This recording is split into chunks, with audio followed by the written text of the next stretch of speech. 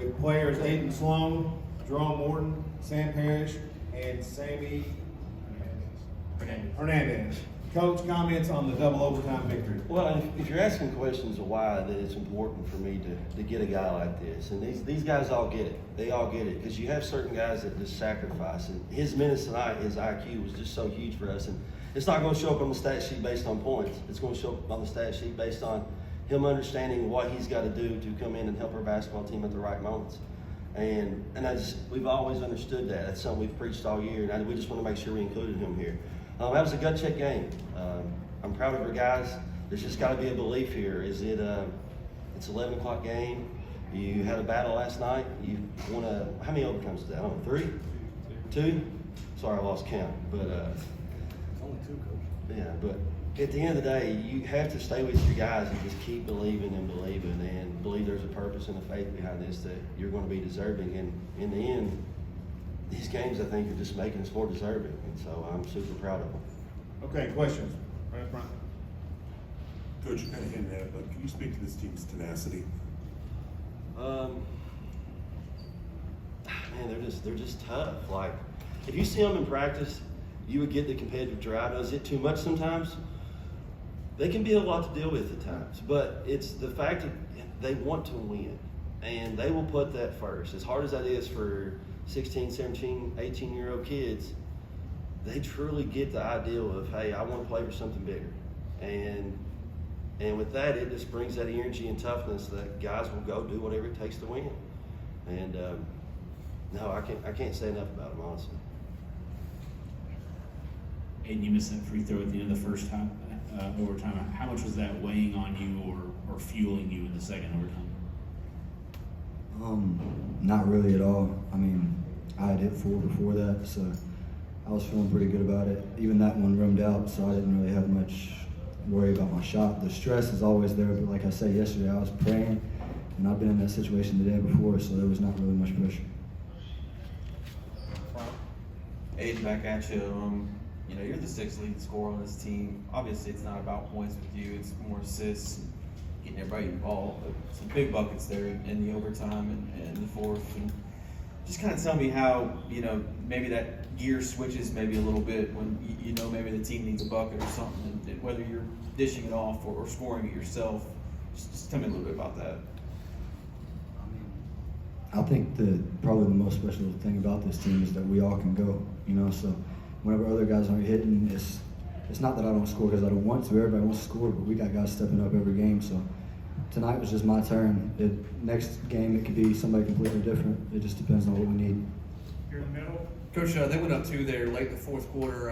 Talk about the 3 that Sam hit, and for Sam as well. They kind of had the momentum. He hits the 3 to put you guys back up 1. Talk about that play then for Sam as well. Well, Sam's got that ultimate gift that he believes the next shot's going in.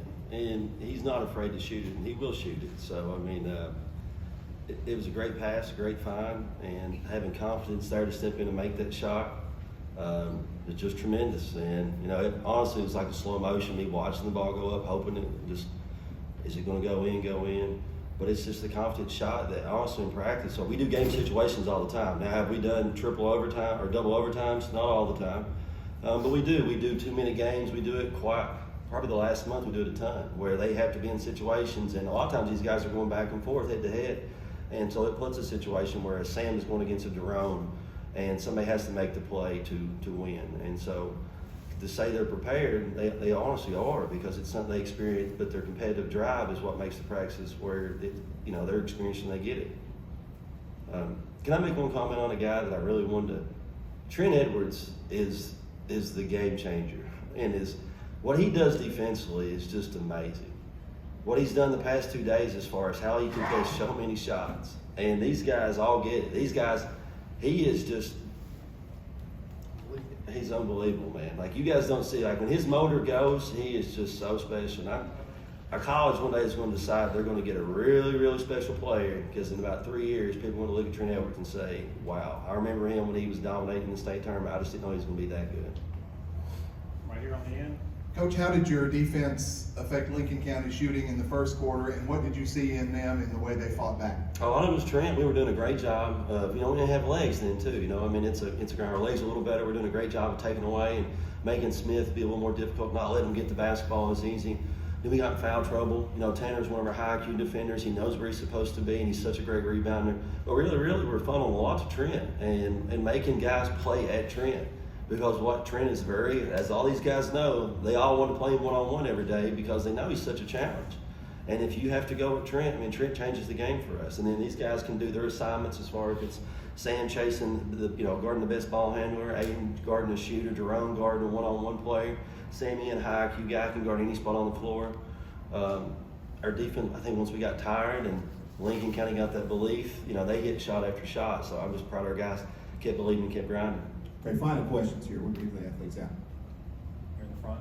Coach, a minute 12 left there, the fourth tie game, run it out, 3 timeouts left.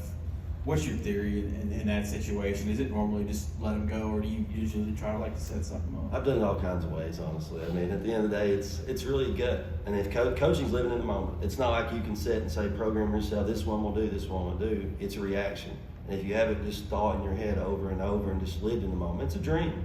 You almost have to dream as a coach. And for me, I'm just living in the moment out there and just reacting. At that point, I trusted my guys. I've called timeouts. I've not called timeouts. At the end of the day, I'm going to trust my kids. And, whether or not a shot goes in or not, I'm going to back them 100% because I believe in them. Last question right here. Sammy, what was your mindset coming in late in the game? Just try to do whatever it takes to help the team win. I'm not always in there at times, but I always got to stay ready because I just want to win as much as they do. Okay, with that, Coach, we'll let you guys go, get some rest, and get ready for the state championship.